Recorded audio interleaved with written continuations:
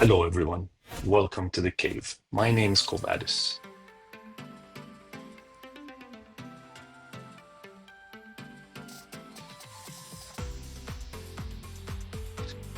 In this video, I will transform this Sinhulite, which was first discovered in Sri Lanka in 1952, we'll talk later more about that, into this gemstone, which gave me a lot of problems to get to that point. I do hope you see the reveal at the end of the video and hit that subscribe button. As you can see, the stone is quite thin, very, very thin. It's quite large. It's 37 carats, I believe, over 37 carats. But usually the biggest one ever found, I think, was 84 carats. But it's very thin. It's like flat and not very deep. It's very shallow. And it's got this deep crater that was the original source of all my issues cutting this stone. These stones usually are, after they were discovered, I think there's a few places in the world that has them. New Jersey is one of them, Russia is one of them. Mostly they come in brownish or orange colors, some yellow, some green, I believe.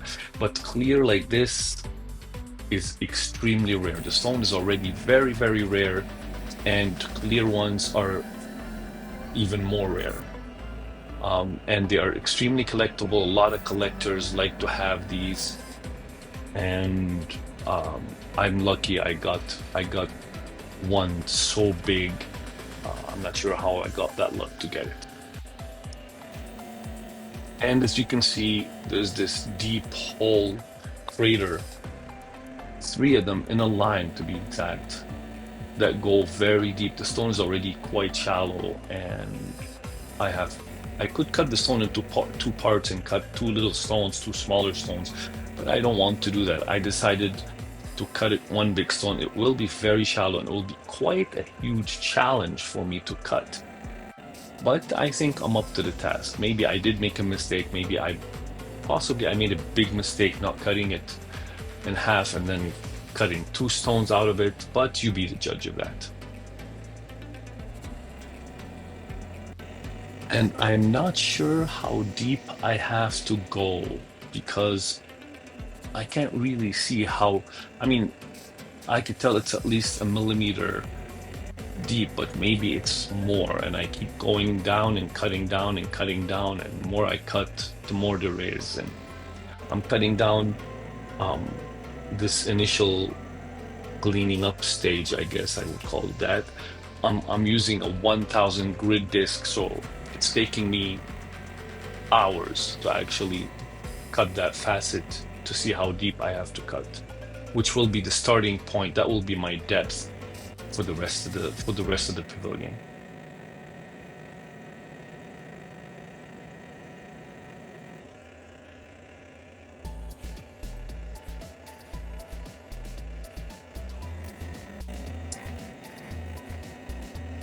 After carefully, slowly, gently cutting for hours, I see some hope. I see some hope at the end of there it is, at the end of the line. Look at that. Almost there, but not quite. And I hope also I chose the right angle.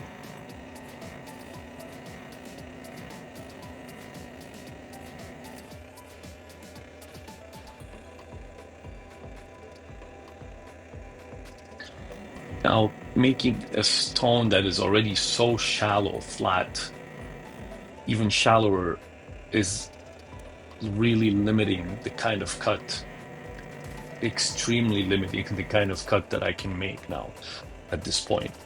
But I still want to have a lot of facets because I know this type of stone is extremely transparent and quite brilliant. It has double refraction. That means it sends the light back in 2 separate directions. So if I cut it properly, I would have an extremely beautiful, brilliant stone, especially with this type of clarity. And again, I'm using my own homemade, home designed faceting machine.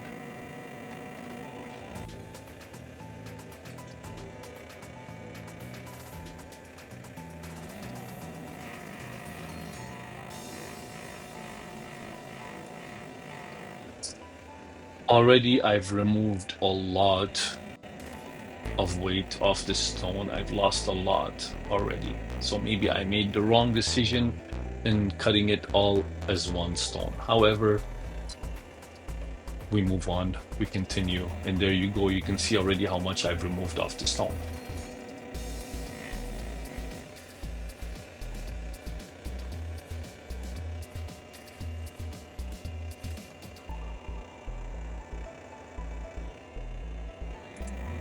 And there's still a bit left, almost there, almost there. A lot of effort, a lot of patience, but we got it finally. That little bit, which I'll remove now, and on to faceting. In the pavilion, on the pavilion, I'm going to make 96 cuts, 96 cuts, 96 facets, and two side skirts, one on either side of the stone, because I'm planning it to have an oval. So each side will have uh, 6 facets, 5 or 6 facets per side, just to even out the girdle. Now, I did speed up the video quite a bit, as you can see, just so that the video wouldn't be hours long.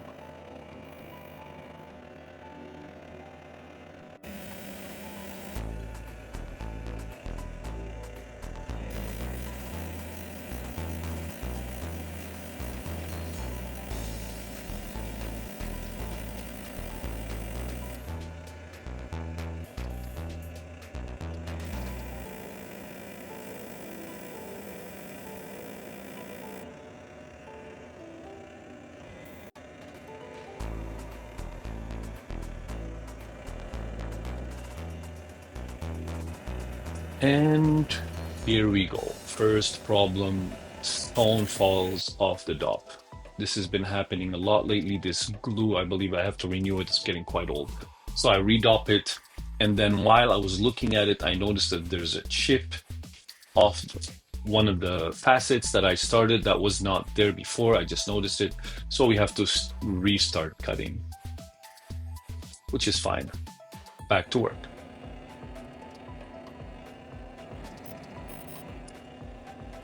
One thing I discovered about this type of stone, this Sinhulite, I believe that's correctly pronounced. Sinhulite, by the way, means, it used to be Sinhu, I think is the old name of Sri Lanka before it became Sri Lanka, or Ceylon. I think it was called Sindhu. Um, and yes, one thing I discovered about the stone is it's quite brittle, almost like emerald or something like that. It is 6.5 to 7 on the hardness scale, but it's still quite brittle. So I have to be careful when I'm cutting it.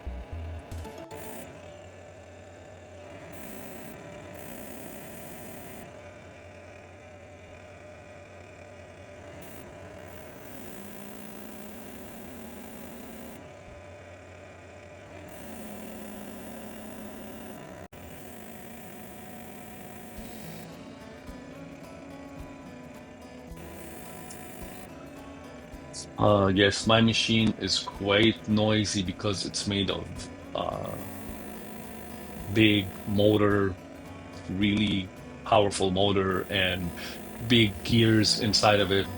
Very strong, solid iron and stainless gears and stuff. Not the gears, the what do you call it? Yes, the gears, and also the bearings. Yes, solid steel, heavy duty, very large bearings as the yoke, which I built myself and designed. So it's quite noisy. So please don't mind the noise.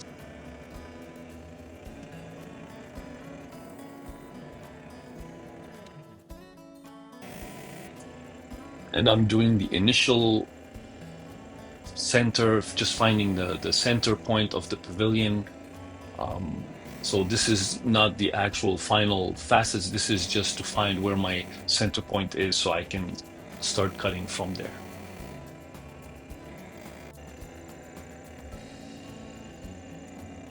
And I think by this point, I've already lost what it seems like more than half of the stone. In fact, I'm pretty sure I've already lost more than half of the stone, the weight by weight.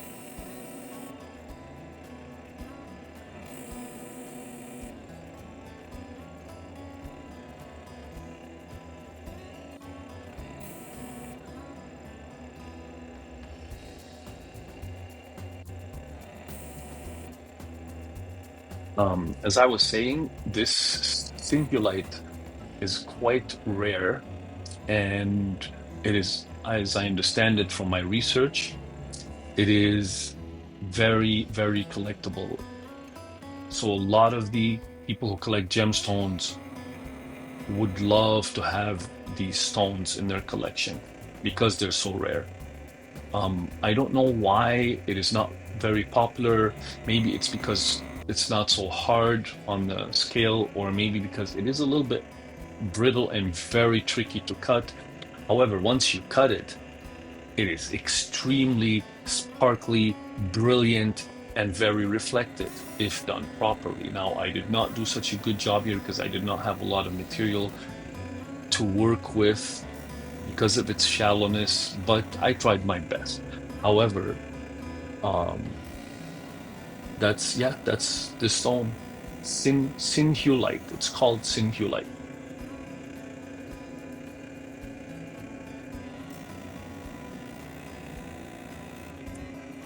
Here, I've already finished the pavilion or part of it. I have the skirt left. Now I have to define the edge of my stone by cutting the girdle, and that will define the outline of the gem.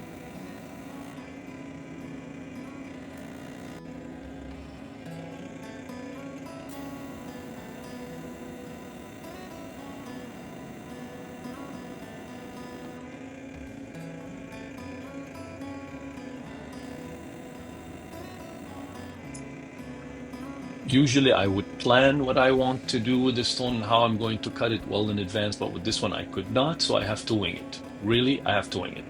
I have no idea what's inside, and I'm getting a lot of surprises as I go. Um, Not so good surprises, so I have to cut around whatever I'm presented with.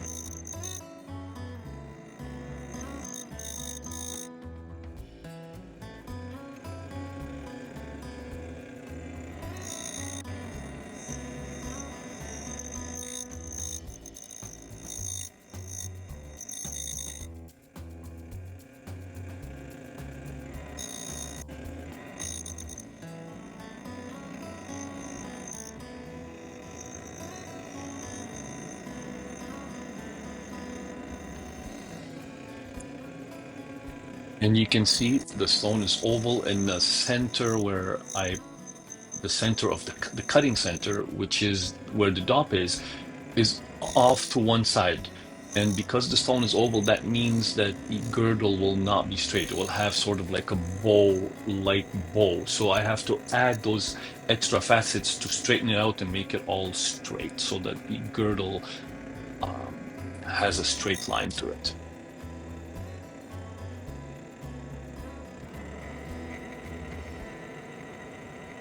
Yes, and here we go. Now I'm starting to add those facets just on the side where, on both sides, where that little sort of curve, that bow is. And 6 facets per side are enough.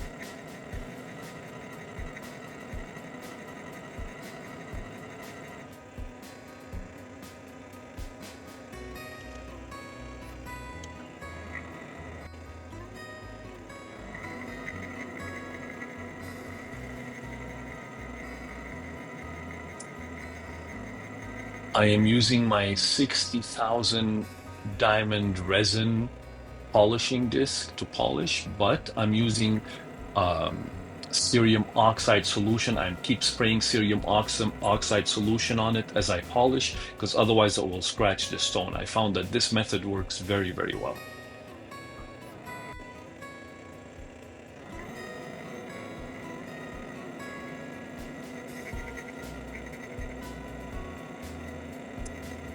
So far, I have 96 facets on the pavilion. I will add the 6 skirts, 6 per side. That will give it 12, plus the girdle, which is 23 facets. That means I did not put a facet on the 96 point, just to keep that pointy little tip.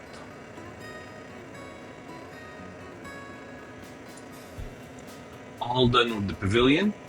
We're going to transfer it and on to cutting the crown. There's our dot transfer, which I need another jig. That one does not transfer properly. It's creating a big mess for me every time. I thought I fixed it, but I didn't. Here we go.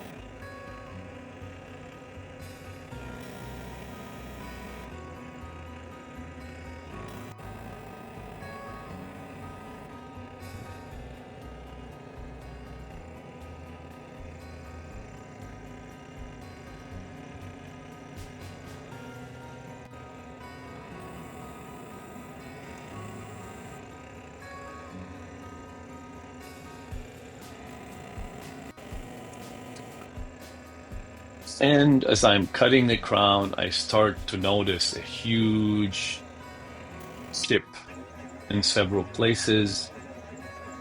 And there it is. Another change of plan. I have to restart cutting the entire crown, and also that means I will have to recut the girdle after, and I have to have a whole new design, because at this point it's much too thin, much too shallow. So there's only one thing that I see possible, and that's adding a whole bunch of tiny little facets, same as I did on the pavilion, right here on the crown, and go from there. Take it, cut it as I go, design it as I go. Now it's time for me to move into hyper cutting mode and just try to control some of this chaos. Wish me luck with this.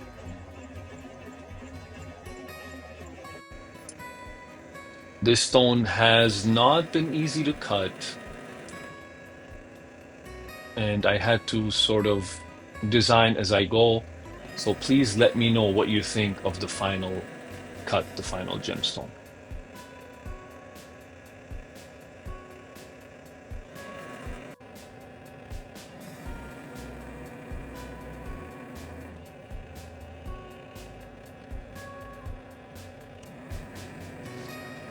So I will add 96 facets on P1, on C1, which is the first tier on the crown. And I will add 24 facets on the second tier and then cut the table.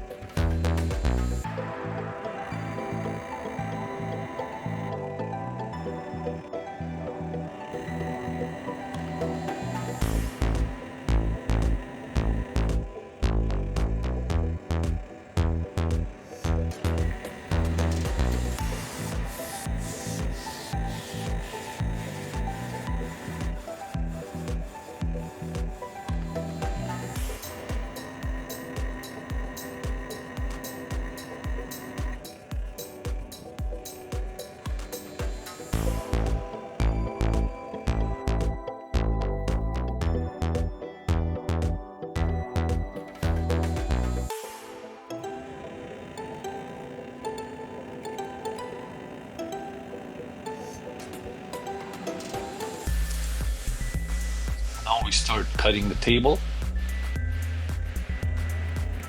I already installed the 45-degree angle jig, and I aligned it properly with the table, and I'm gonna start cutting the table on a really worn out 3000 grit disc, because most of the table is already mostly, I already cut it before I start the dop on it, but I just need to remove the major scratches and then polish. And then we'll take out the stone and clean it up after. Here we go, we're polishing.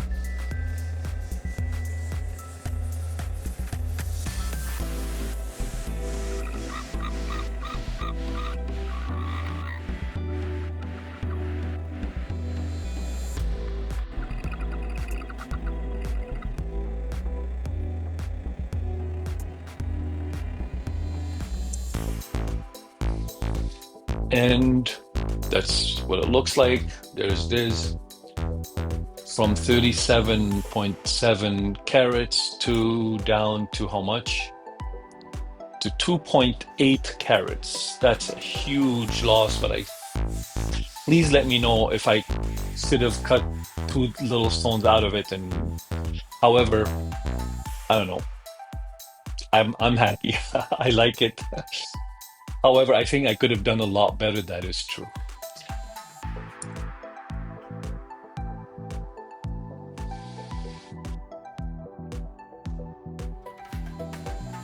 And here it is, 254 facets later. That's the total, 254 facets it has. And sorry about the angle of the video. I could not videotape it better, so you cannot really see the brilliance of it 100%. But you can see how clean and beautiful it is. It is a superb stone. Now about the cut, please do leave me a comment. Tell me what you think, what I should have done, if I did okay. Again, I ended up with 254 facets, mostly on the crown. Please like, subscribe, and share our videos. And that would be like, smash that subscribe button. That would help me an awful lot. And until next video, please stay safe and be happy. Bye for now.